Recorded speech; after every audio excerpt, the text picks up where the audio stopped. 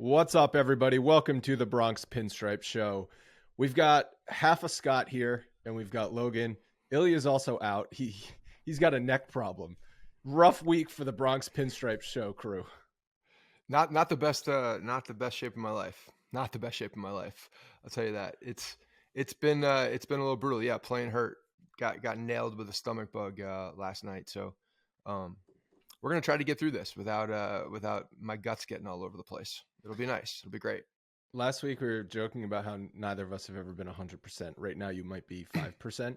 But I was thinking, it's like, how many episodes of the 700 and some odd episodes do you think we've played hurt? I feel like a good amount of them for one reason or the other. Yeah, I mean, we've never missed a week. So, I mean, granted, each of us have missed a week, but the show has never missed a week. For the most part, you know, if we're alive, if there is a heartbeat, we will get on and record the show. So the show must go on, man. This is a commitment. We're OG podcasting here. You don't stop. You don't stop just because you're throwing up for hours. Doesn't mean you don't come over and talk on a microphone about the New York Yankees. That doesn't stop you. You got a trash bucket next to you? No. It's just I'm living on the edge, living dangerously. Just make sure to mute if you got to do something. I'm not going to mute the listeners. I'm definitely not going to mute either. It's gonna be the full experience. People are here for the ride. So we've got position battle updates that we're going to go through, but I was also thinking, so we're March 7th today, and I know the WBC is coming up. So we're not quite at the point in spring training where we joke about like the dog days of March. But do you remember back in the pandemic season when the owners and the players were dragging on their arguments about when to return for weeks and weeks and weeks? And basically, the Players Association, I think, was arguing like, we really only need 3 weeks of spring training realistically to get ready, and then we'll be good to go for games. And I know that wasn't exactly apples to apples because they already had half a spring training that year, and then guys were continuing to keep their arm strength and at bats and timing and everything throughout the pandemic as best they could. Remember that video of like Boone going over to Cole's house to play catch or something like that in Connecticut? But we're approaching the point in spring training where guys are like, I don't need this anymore. Like I'm enough with the reps. Like just get me to the season. You think we're already at that point? I don't Almost. think we're at that point. I think yet. Next week. I think this is like the last week where guys are actually still building up strength. Because like even we're going to talk about Carlos Rodon's first start. He just made his first start of the season and then basically was told, scale it back, dude. Like don't try and throw that hard. Just go through the motions, get the amount of pitches that we wanted you to throw in, and then go put some ice on your shoulder and we'll take it from here. Yeah, you don't need like Billy Badass going out there. I understand it's your first time in a Yankee uniform and you want to impress for the fans, for all of the above, for yourself, who's just signed a new contract. But a lot of times it doesn't work out that way, especially if you press too much. I just hope this is not a sign of a guy that's pressing because of the pressure. It's the first start of spring training. I know, but there's mental things you can pull from this. I'm not looking at anything at all. I'm really not. I'm grasping for straws here. I'm just saying I hope it's not a sign to come for mental stability. That's all. That's all I'm saying. Because if we're stretching and trying to throw 96, 97 miles an hour, when you know damn well that your body is telling you that you're at 92, 93, and you're still as a veteran trying to push for that, that tells me you're trying too hard and tells me that you kind of don't get it. You should get it by now, whether it's your first start or not. I'm a little surprised at you, to be honest. Why? The roles are reversed here. Usually I'm the one who's going to overreact to a first spring. I'm not overreacting. I'm just free agent. No, you're questioning Carlos Rodon's mental capacity to handle being a New York Yankee. And it's March 7th and he's pitched 2+ innings. I just hope it's not a sign for what's to come. That's a new low for you, Scott. I haven't even gone there yet. I'm going to at least wait for a few regular season starts before I start questioning Carlos Rodon's ability to handle being a New York Yankee.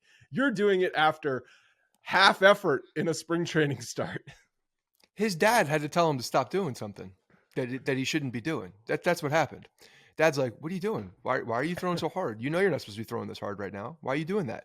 So something was telling his mind to try to throw harder. And it's because he wanted to be a tough guy and go out there and impress, which is fine, great. Just I hope it's not something that we look back on and be like, oh man, this guy, doesn't the things up top telling him to do one thing and then he does another thing, even though he should know not to do that thing at this point in his career. Rodon's in an interesting position because he's still, even though he's a massive free agent signing, he's not the number one guy. So the pressure on him is still a little bit reduced. It's still, I think it's high. Look, I think everybody on this team has pressure. And when you come over as a free agent, there's pressure to be a top guy and there's pressure to win the World Series. So I don't know. And I know he's not the number one. Garrett Cole's the number one, but that doesn't, I don't think, affect how he feels internally. He's got to press, and I'm just fucking around here. I take nothing from this. At the same time, I want the guy to go out there. At the same time, I take everything from it. At the same time, I hope he's not mentally weak, but I want him to do I don't want him to get hurt. Okay, well, that's course, the biggest thing. No one wants when him to get hurt. When you're pressing and you're trying to do things that you shouldn't be doing physically at this point in the spring, that's recipe for an injury. And that's where I'm like, as a veteran pitcher, a guy that's come over and was, the Yankees paid a lot of money for, you should know these things. You should know these things and just do what you need to do. Let the course of time take place so that you're ready for the first start of the season. That's all. Yeah. Rodon's obviously going to have a spotlight on him because of the free agent contract, but he will fly under the radar more so than someone who signs that large what was the final total contract? I can't even remember. Whatever it was, $27 million a year. You sign someone for that amount of money, you've got media asking you a dozen questions. It's you have one bad start and 162 million. You have one bad start and its world is falling. While I still think a little bit of that is true, if Garrett Cole is struggling to start the season, that's where the spotlight will be. Now the pressure's on him if the other guy doesn't do well. We know that Garrett Cole thinks pressure is a privilege, but we also know that pressure has sometimes been a problem. For him specifically, yes. Mm-hmm. After he made the comments that pressure is a privilege, it may be a privilege, but doesn't mean you can handle it. Doesn't mean that you can be there for that moment. But yes, it is. It's a privilege. You're in that position.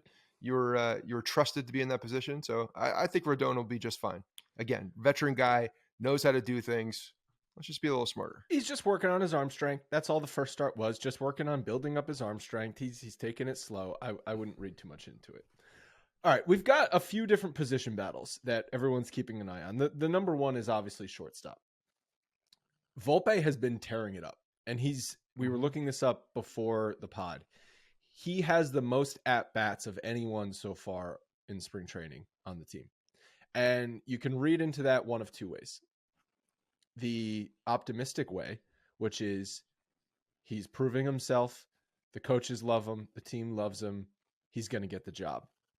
The cynical way is they're already planning on cutting him at some point coming up, so they want to get him all the at-bats they possibly can now.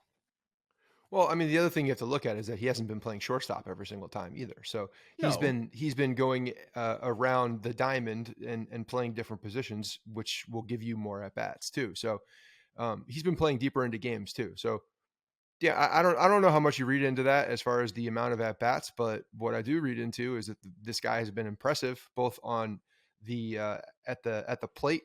He handles the bat really well, and in the field he's good. He's I didn't expect him to be as nimble as he is, but he's good. That play yesterday when Rizzo threw down to second base with runner on first. Great tag by great positioning, great tag, fast hands, like all of the above. Like that's a tough play, and he was perfectly in position. Made a great tag. He's been good. He made another nice play on a slow roller at shortstop. Like the kid's got skills, so it's going to be tough to hold him back. That's the biggest thing for me is that when someone like him, who is your number one prospect, is showing the way he is showing, I don't know how you justify not playing him. I really don't. I don't know how he's you forcing justify their it. hand, which is exactly what we wanted him to do. Because Good. if he was having an average spring training, and then there's easy justification for getting him more time in the minors. But he's hitting 353 with an OPS a little bit over 1,000. He's got 17 at bats, right? So if he continues playing hot throughout spring training, and he's hitting 350 or 330, and it's the end of March, and the Yankees announced that he's going to start the season in AAA, there's going to be a lot of anger. For sure. Well, and it also depends. I think if Peraza's the opening day guy and over Volpe, then it won't be as much. But if you see IKF strolling out there, I know one person on this show will be mad, and many of the fan base will be mad if they roll IKF as a starting. The optics of that are so not you're good. not saying that IKF, because IKF's not quote winning the shortstop job, as in he's the everyday starting shortstop. I don't think that's a possibility. But what you're saying is opening day, who's actually getting the start, kind of like when Gary Sanchez got the opening day start just purely for optics a couple years ago. That the optics will be negative even if IKF starts opening day, even though he doesn't really win the job. It's just he's happening to start the first game of the season. No. I think them rolling out. If there's a young guy up, if Peraza is up, he's gonna be playing. If Volpe's up, he's gonna be playing. If neither of them are up or one and IKF is out there, I mean that seemingly, yeah, he's going to be the guy early in the season. I don't think it's going to be just a one time thing. Catcher's different because of who's pitching and the weirdness that they had with matching guys up from on the mound and behind the plate. But my point is that IKF, if he's the guy that they're rolling out there at shortstop, and you still have torrid spring trainings from Volpe and Peraza's out there as well, it's going to be a tough pill to swallow. IKF is a platoon guy, and exactly. That's where he should be. He's a utility player. He will play shortstop at some point this season. He'll probably play shortstop in the first week of the season, but he's not going to win the starting shortstop job, even though he might play shortstop on the second or third or fourth game of the season. But the optics of him starting on opening day, I think, would be negative, even if it's just because that's the day they're playing him there, and then he's not going to play there again until the second week of the season. Do you get what I'm saying, or am I not? I understand what you're saying, but I don't know how that plays out. That's my point. Is like if you're going to have one of the young guys up, you're going to play them on opening day specifically. You're saying, and they're going to get the nod. IKF, yes, but you agree IKF will play shortstop for sure. He's going to be a platoon guy. I mean, he's going to be if he's that guy, unless they give him the starting spot, which I think is still possible. That yes, he will float around a little bit, but primarily being a backup shortstop.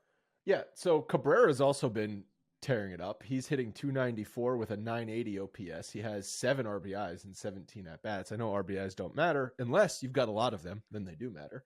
But I don't matter unless you're productive. Then they matter. I don't see.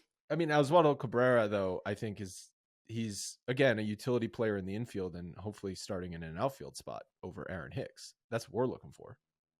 That is what we're looking for. And that's the other reason. Like, he's got 17 at bats, Volpe's got 17 at bats, and you can just tell these guys have been rotated around the diamond quite a bit to see where they can play defensively and see how much they can trust him at different spots.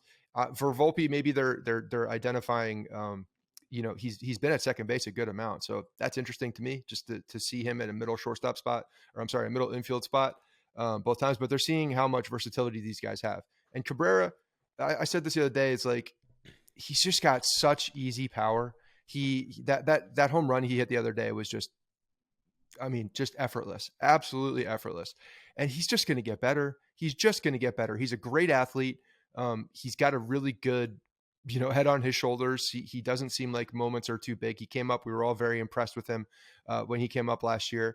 And he started to slide a little bit offensively, but he's going to grow. And I would take all day long watching him develop as a left fielder throughout the regular season to take advantage of that bat and just youthful exuberance to have on this team over a guy like Aaron Hicks all day long. Although Aaron Hicks is hitting. But you didn't like Aaron Hicks is playing left field to start the game last night? Overrunning a fly ball down the left field line and having it drop? It reminded me very much of the play he botched on Derek Jeter night.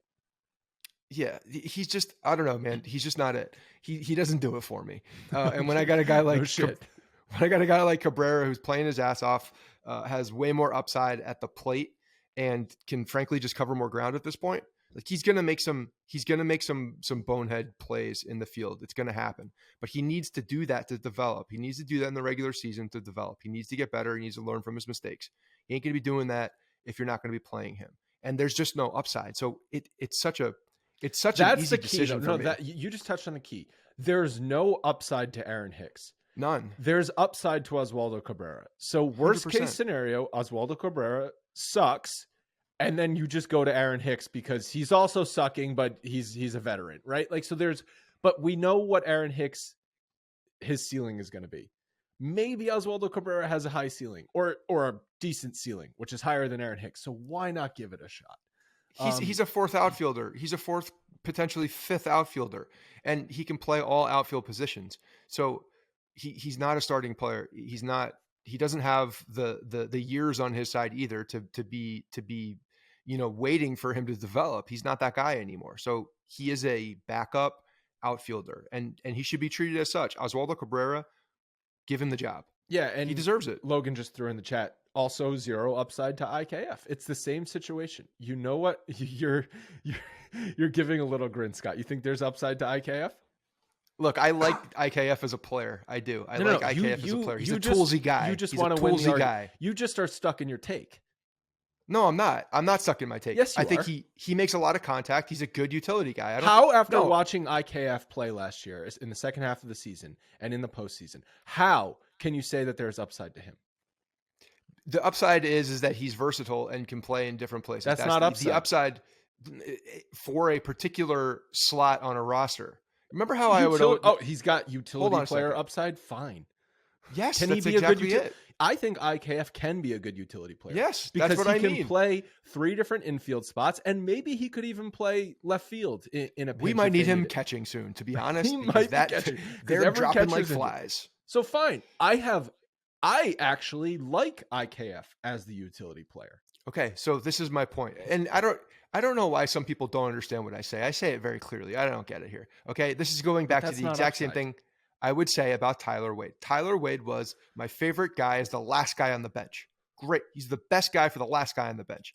Everybody has a role. Every roster has role players. He was that role player. He was the guy. I don't want him starting. Tyler Wade was perhaps the worst utility infielder of all time. Not even a utility infielder. Last guy on the bench. To go out there and give me a Dave Roberts stolen base. He was so bad because you'd put him in the field and you'd be like, oh, look at all the range, look at all the tools. And then he'd make a boneheaded play in the field. And then he'd get up at bat and swing for the fences thinking he's like freaking Mickey Mantle up there. No, dude, you're Tyler Wade. You suck. Just try and put the bat on the ball and get on base. Not Mickey Mantle, Albert Pujols. Oh, right. Albert Pujols. His he's the machine.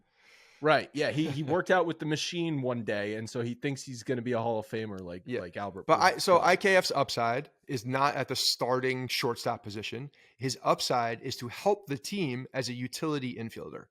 That's where his upside is. That's how he can help the team the most. That's where his value is the highest, and therefore upside at that position. Because when you're looking at the other people that can do that, I think Cabrera could also do that, but I would prefer him to be the starting left fielder. And when you put him in the outfield, now you're looking at IKF as a utility guy who can play all over the infield and be a last resort catcher, which is like kind of a joke, but not a joke.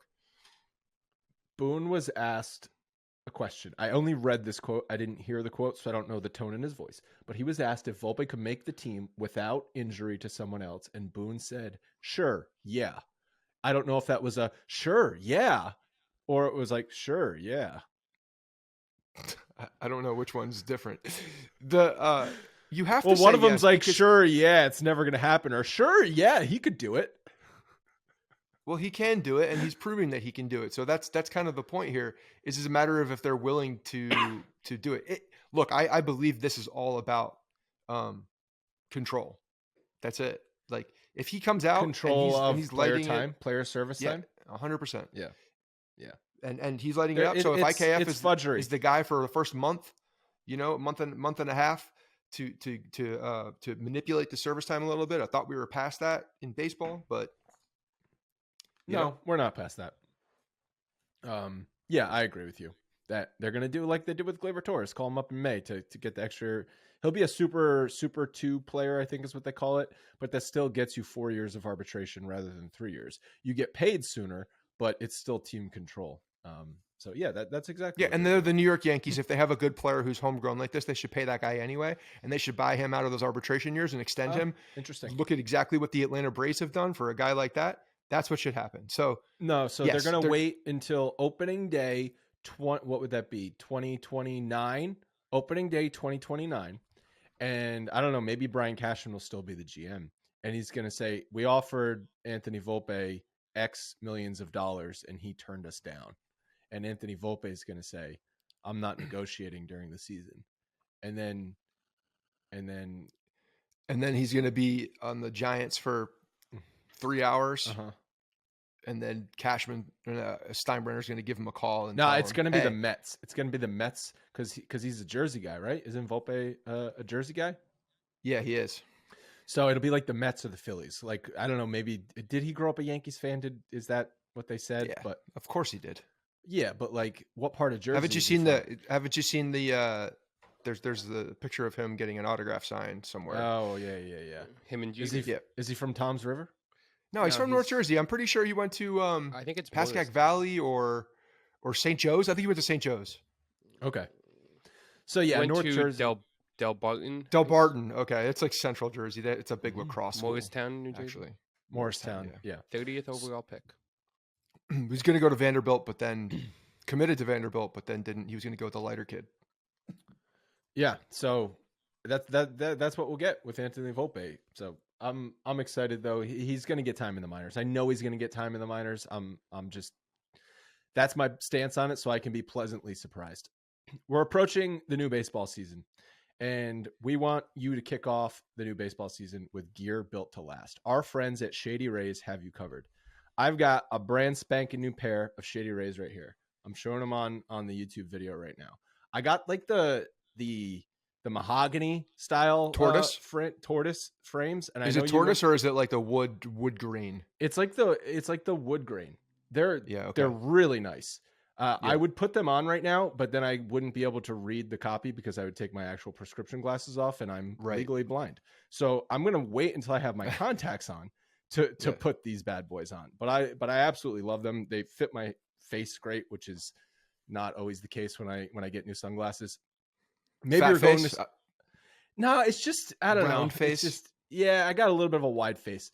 Maybe you're going to spring training or you're waiting until the weather heats up in the Bronx to see a game. Either way, you're going to need sunglasses because it's going to be sunny out. So you should kick off the season with a kick-ass pair of Shady Rays.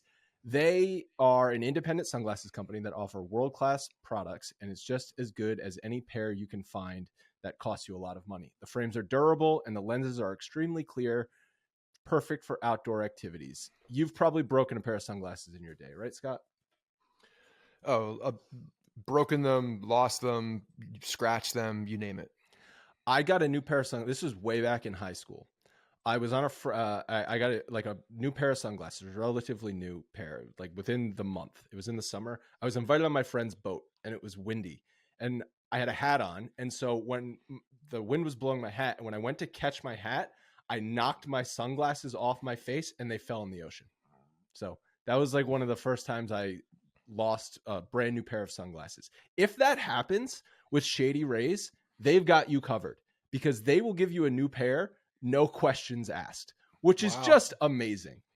That is. Yeah. And so you don't have to worry about if you lose them or break them. Shady Rays has you covered. Also, they have an exchange program free within 30 days of purchase if you get them and you don't like them or if they don't fit your fat face. Like my problem, which if you're buying sunglasses online could be an issue. So you if you're not able to try them on until you get them home, you've got 30 days to exchange them.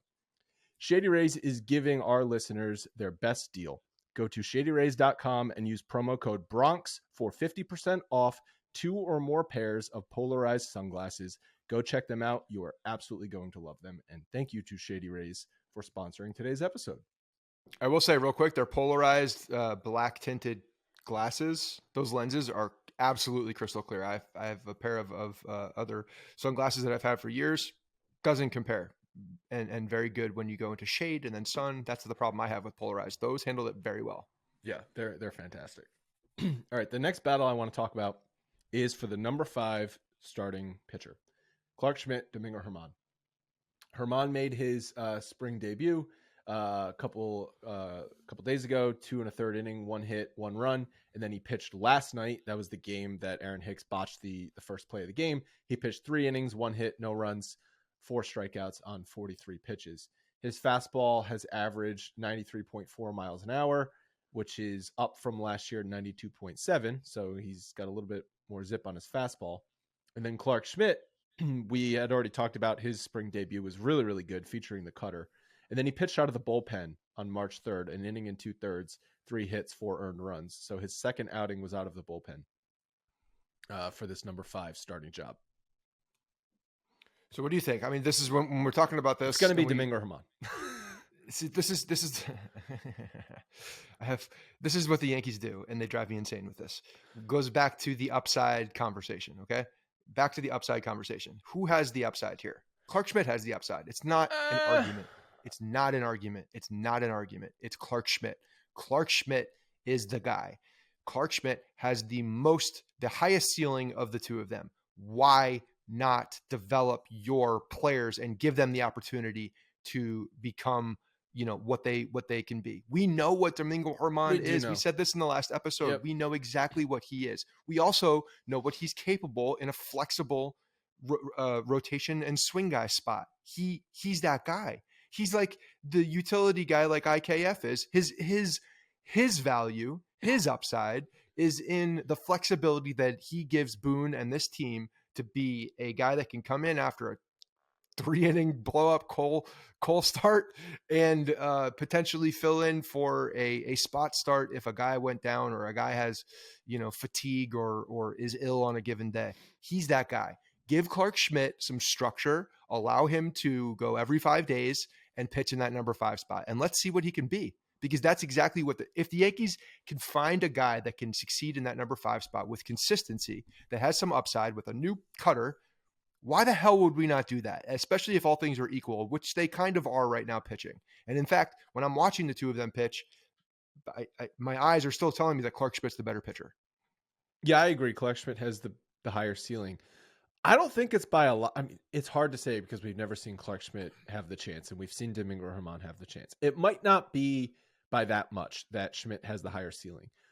But I could also make the argument, and maybe they're looking at it from this way, who's got the higher floor? Because that might be Domingo Germán.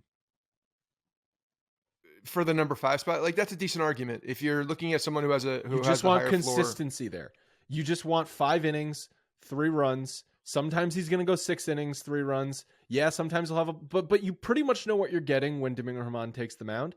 And maybe you just want consistency in the number 5. You just want innings. But frankly, like I want that guy also. That's the type of guy that I want in a swing position, so that he can give that consistency, can slow things down, can keep a team in the game, can pitch more than every 5 days. That's what I want from that guy. Clark Schmidt. You're saying who has the higher floor?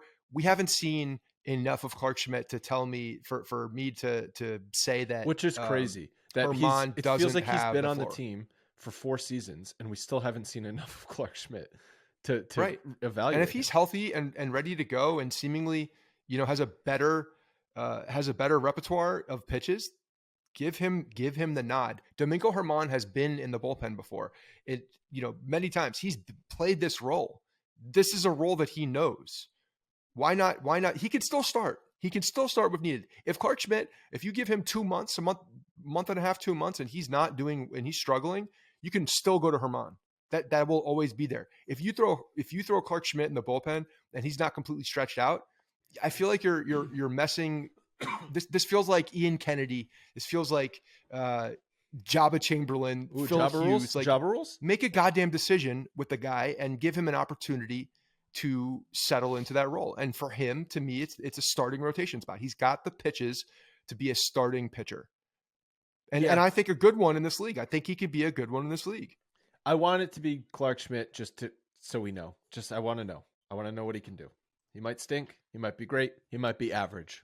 Those are the options. Those are the three. He's a number 5 starter. If he's average, then what is Domingo Germán? A 4.37, a guy that will go in there and give you 5 innings. He's not much more than that. 4.37 ERA. I was like, what's a 4.37? Is that a new baseball term? He's a mid 4 ERA guy. He's not nothing. Okay, cool. Clark Schmidt could be much better than that. He could be. He's got the ability to be much better. He could be a 4.22. He could be a 4.22. He could be like, he's got the ability to be a guy that can go consistently 6 innings, 2 runs. Like that's the type of guy I think he could be. Is a 4.22 low force? Yeah. Anything under 4.5 is middle. So 4.37, is that low or middle? I'd still say it's middle. Okay. So where's the cutoff? 4.3? You got to be a 2. No, 4.29. 4.29. Okay, so Yeah. 4.29 is the cutoff. I'd still actually say that's middle, to be honest. You got to be really low in the 4s to be a low 4. And there's no glory in that. Let's just get. There's no glory in being a low 4 ERA guy. So we're splitting hairs on the mid 4s and the low 4s. Half the people don't even care about ERA. Some people do, but we're really splitting hairs when we're talking about mid 4 and low 4. Left field battle. Oswaldo Cabrera, we already talked about. Aaron Hicks, we talked about. Willie Calhoun, Rafael Ortega, and Jason Dominguez, all vying for an outfield spot. I put Jason Dominguez in this conversation because it's fun reason, and one reason only. He is freaking mashing, and I know he's not going to make the team. We looked it up last week. He's got like 17 AAA or not even AAA at bats, 17 AA at bats. He needs to get time in AAA. I know he needs to get time in AAA, but he's freaking raking. He needs to get more time in AA. Yeah. I mean, that's it. He's good, man. Like, he's progressing. So there was a big question mark about Jason Dominguez, and that was, how is he going to develop? How is he going to continue? Because 2 years ago we were seeing grainy footage out of he was the Dominican 10 2 years ago. He was 10 years old, and he was the size of a. He was born during the world-renowned pandemic. bodybuilder.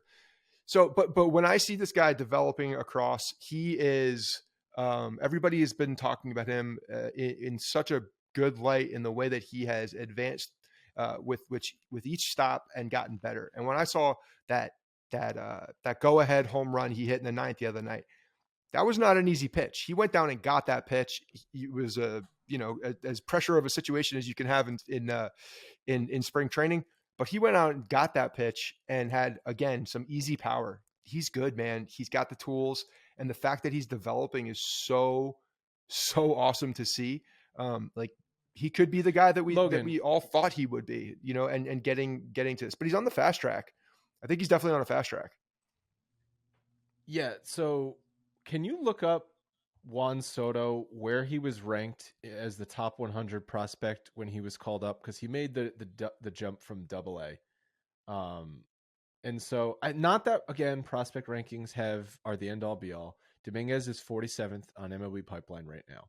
So if we're talking about him making a AA to the majors jump at some point this season, 47th overall prospect is fine. But like, where was Juan Soto?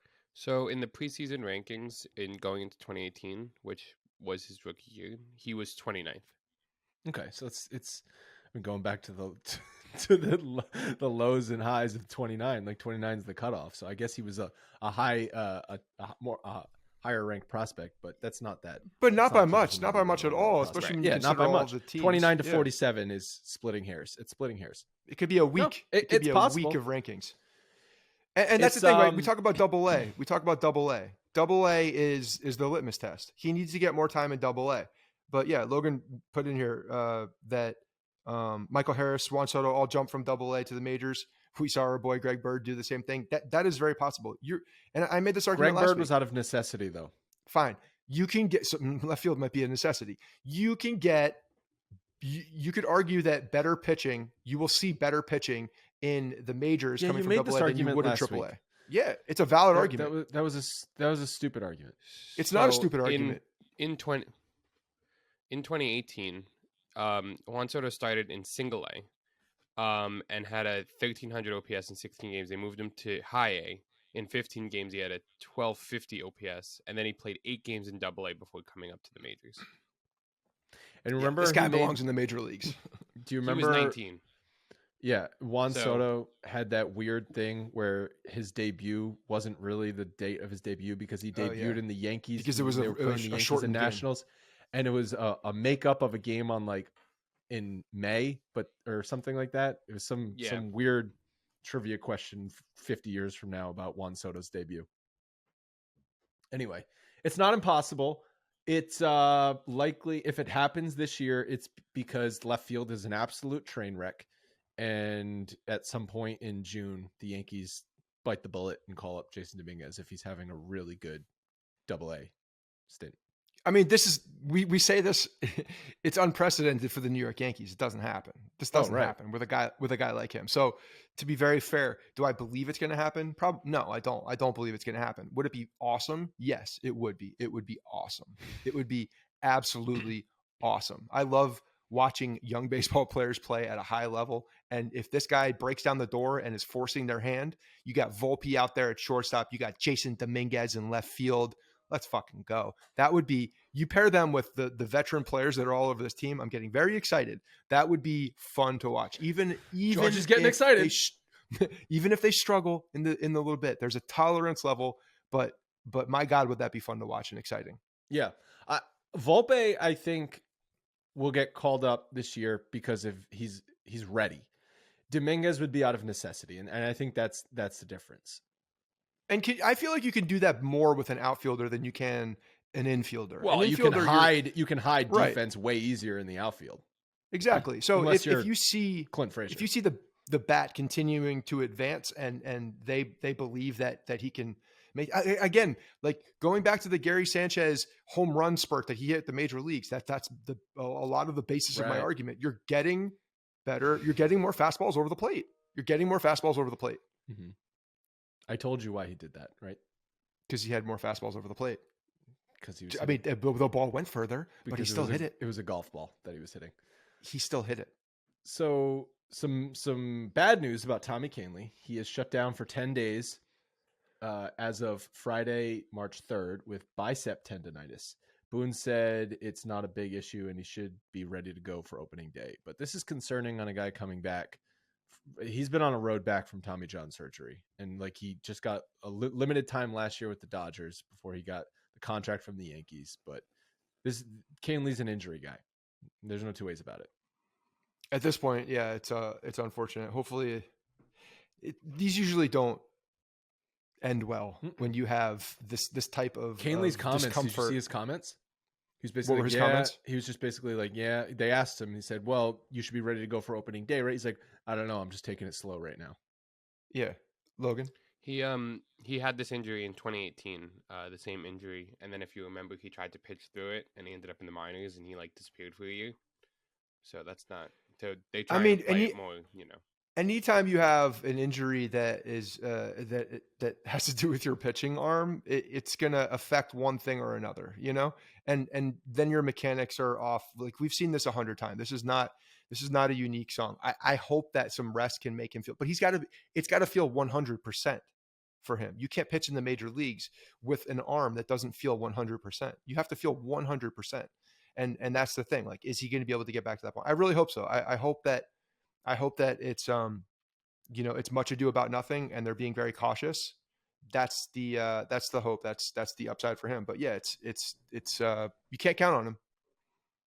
Well, it's interesting because the Yankees are probably feeling pretty confident in their bullpen depth because they could have gone out and signed some guys. Texas signed Will Smith for $1.5 million guaranteed, and then Colorado signed Brad Hand for also $1.5 million guarantee with a buyout on a club option for next year. Brad Hand is trash.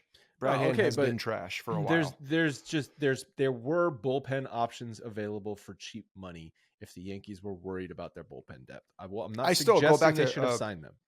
Andrew Chapin, the Detroit that went to Arizona. Yep, that was a perfect situation. Perfect fit. And Tommy Kahnle, I know, is a guy that, he's a righty, but he can throw and match up well against lefties. That I think there was a missed opportunity with him. I really do. Mm-hmm. That was a perfect fit, and he wasn't expensive. They should have gone out and got him. Yep. He was there. He was right there. I agree. No, yeah, that we second guessed that immediately. We mentioned the catching depth. So Josh Breaux out with an elbow injury. Austin Wells fractured rib out 6 to 8 weeks. Ben Rortvedt, just Benny biceps, too muscular. He's aneurysm of his posterior artery near his left shoulder. Not great. Yeah, that's tough. Like that. Just like stop with the shoulder presses, bro. Yeah, I don't know how much an aneurysm has to do with lifting. I don't know if there's any correlation with that. Some biomedical someone would have to talk about that one a little bit more. Not my area of expertise, but that's a tough one. They've also got Higgy going to the WBC. I'm not necessarily worried about Higgy getting injured at the WBC because I don't think he's any more likely to get injured playing in the WBC than he is catching in Tampa. But yeah, the Yankees catching depth is thin. So doesn't this present a great opportunity and upside for Brian Cashman to go out there and do a Trevino pickup? He's done it before. Just do it again. Mm-hmm. Just go do that again. As long as Yankees fans stop talking about re-signing Gary Sanchez, I'm cool. Yeah, that would. That's not happening. I'm gonna. Mark my words. That's not happening. That's mark my words. I will cease being a Yankees fan if they re-sign Gary Sanchez. It's not happening. He was begging for it with the workout gear, a little sad and pathetic, but it's not happening. I just would love to see everybody's heads explode. Like you guys, like the podcast would be amazing if they re-signed him. That is true.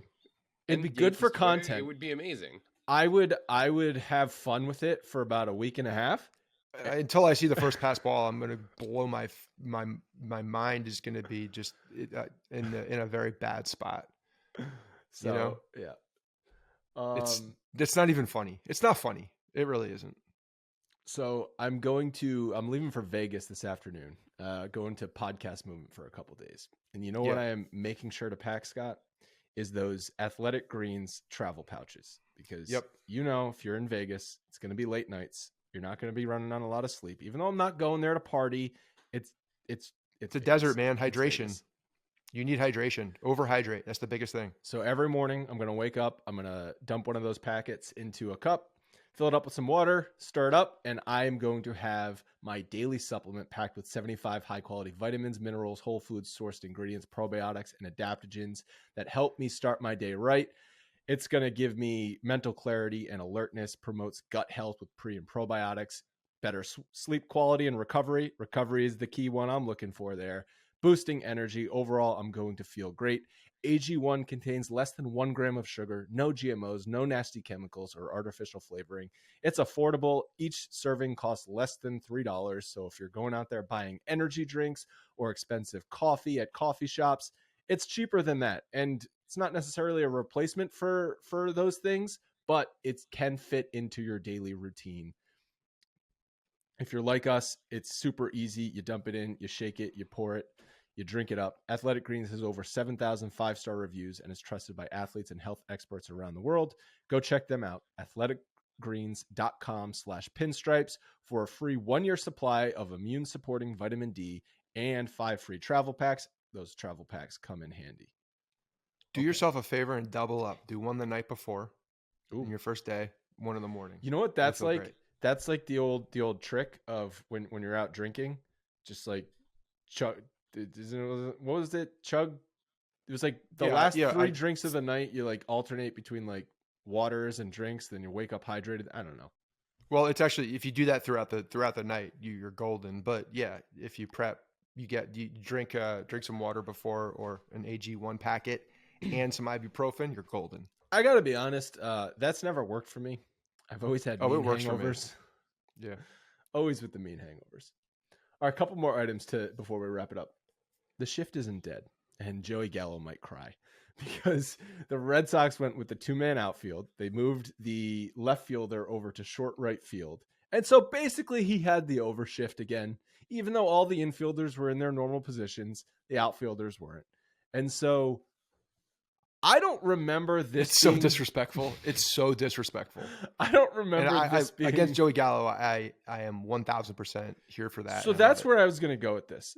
Do you think that certain players should still be allowed to get shifted against just because until they fix their swings and their thing, just you can still shift on them?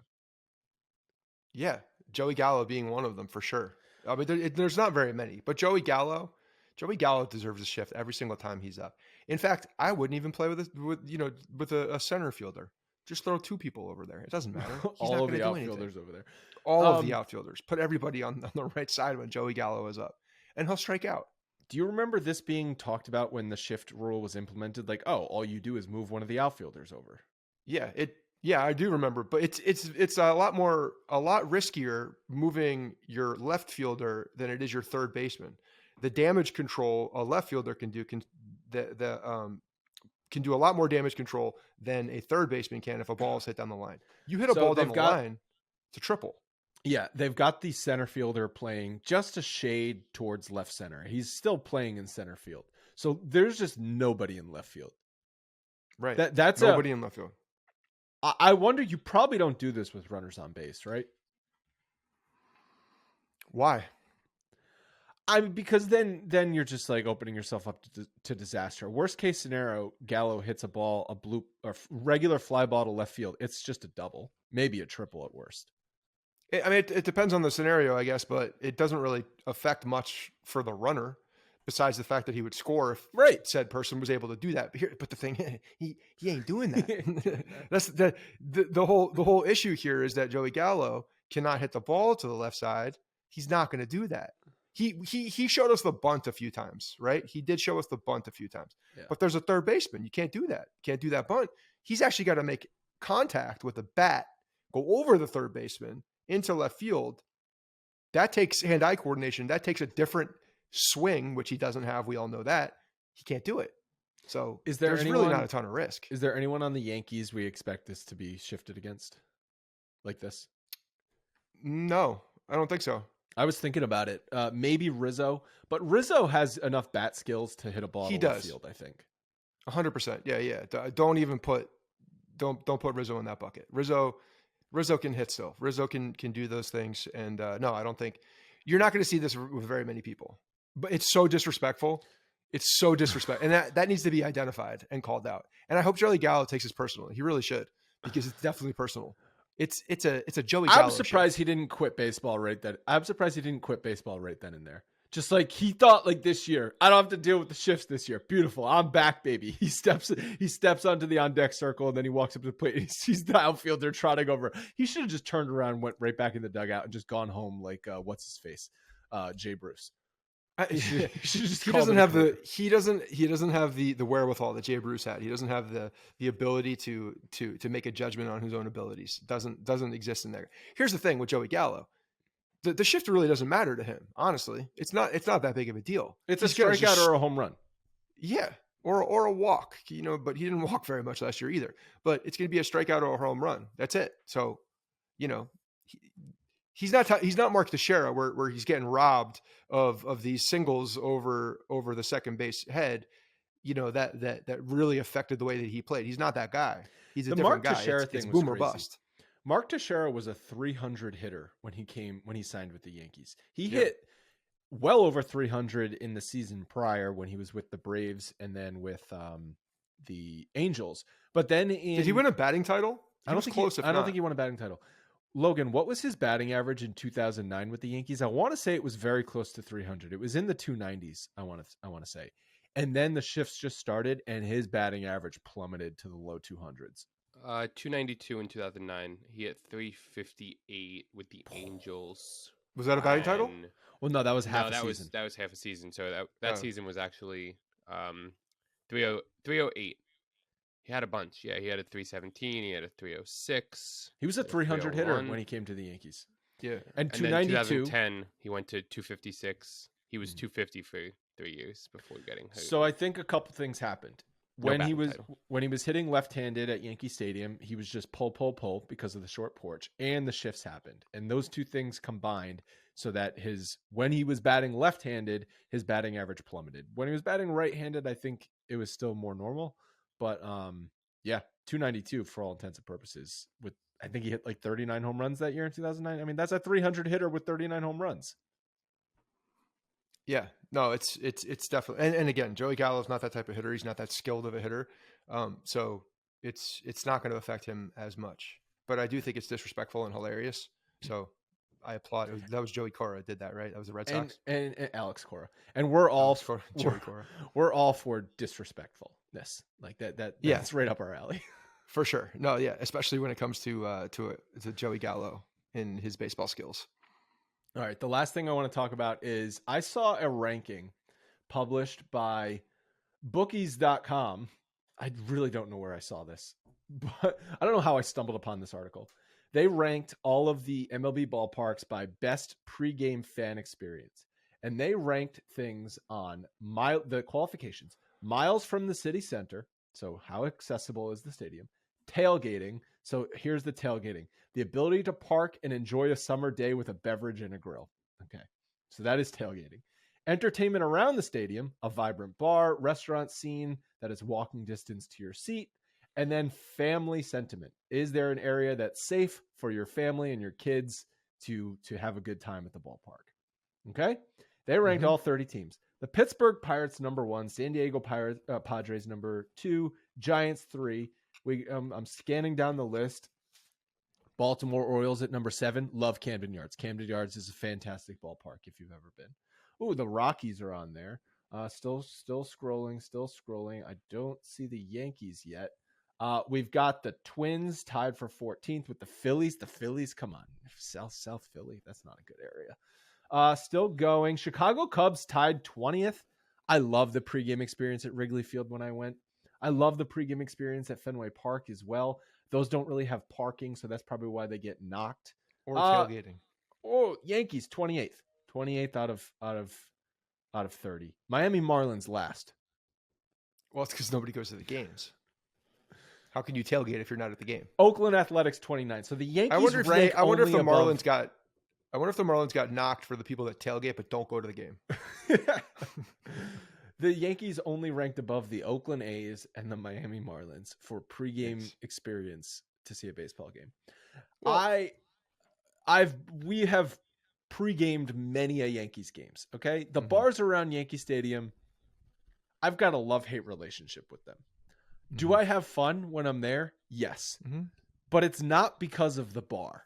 It's because of I'm going to see a baseball game with friends. That's why I'm having fun. I mean, you could say that about every single thing. That's the thing. Like the bars are fun. The bars are fun. So those I would put suck. No. Okay. So, if you can actually, They're here's crowded, the problem with the bars. They smell. They're freaking lines to get in. The music at Billy's is 1 billion decibels. If you're standing outside, then your eardrums don't burst. So that's nice. Yeah. Okay. So there are a number of things. If you can actually get into stands, which is, it's the hardest thing to do. You can't get into stands. No, it's impossible to get a beer drinking on the place. sidewalk. Yeah, it's tough. The experience inside stands is a lot of fun and just a good time. The other places, good time. Yes, they get packed. They're extremely full. And that's because there is no other place there's not very much tailgating. Like people do tailgate in some of those lots a little bit, but not really. You can't really. Yeah, we used to back in the day when I was a kid, we used to go up into my cousin whenever we would do the Sunday ticket thing, and we would illegally tailgate outside his car in one of the parking decks. But it's not a community tailgate thing. Whereas that's football. It's also not baseball. Like I don't associate tailgating with baseball either. So there's a number of things. Getting to the stadium is a challenge, especially if you don't know what you're doing. Parking is a challenge if you don't know what you're doing. So I disagree with that one. I think it's very easy to get to Yankee Stadium from Manhattan. It depends. It is if you just get on a train, for sure. Yeah. I mean, just get on the subway. You're there in 20 minutes. That's for easy. Sure. No problem. But you don't have to deal with parking. Yes, for locals, no problem. People coming in, they don't know that usually, and they try to park, and it's a clusterfuck. But it's our pregame experience. It's number one of one. I love it. It's fine. It's great. I have a fantastic time every time. The dugout smells like shit. I love it. It smells like shit in Taco Bell. The reason I said I have a love-hate relationship with it is because, just on the face of it, those bars, not the greatest, but I have a great time every time I'm there. Yeah, no doubt. There's those rankings don't mean jack shit. No, it's, everybody coming into a different fan experience. You'll have a different The fact that Tampa Bay Rays ranked 24th is insulting. Okay? Yeah. Because You've been to a game at the Trop. Right? We had an event there, and we did have a good time at the bar that we set up an event, but we were hanging out with Yankees fans. It's like 45 minutes from Tampa driving, isn't it? It's St. Pete. It's not Tampa. Yeah, no, I know. That's what I'm saying. It's not in Tampa. I mean, that's a whole other argument altogether. It just because it's not what it says it is. It's like, the Giants and the Jets don't play in New York either. But this is saying they're ranking on miles from city center. Yeah. Well, that's why they're 24th. They're not very good. What is city center of New York? Times Square. I mean, this is I don't know what that means necessarily. And why does that need to be, why do you get knocked if you're not in the center of the city? I don't get that either. Because it takes a while to get there. What's Maybe. the Mets? The Mets ranked only one above the Yankees at 27th. All right. Yeah, these people hate New York. Okay. These people hate New York. The Mets pregame experience is, in my mind, way worse than the Yankees because the subway takes, if you're in fucking Queens, forever. no. But if you're in Manhattan, it takes freaking forever to get to Citi Field. Citi Field is very nice once you're inside.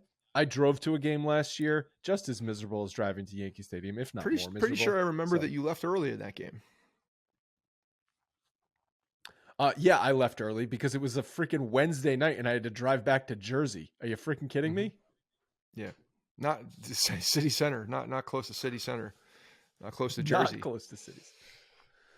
One thing, wrap up today's episode. We're going to wrap it up now, but something I want to touch on maybe next episode or the one after that. And I've talked about this a little bit, but I've been looking up some statistics on the stolen bases. I think we're going to have a banner year with stolen bases this year.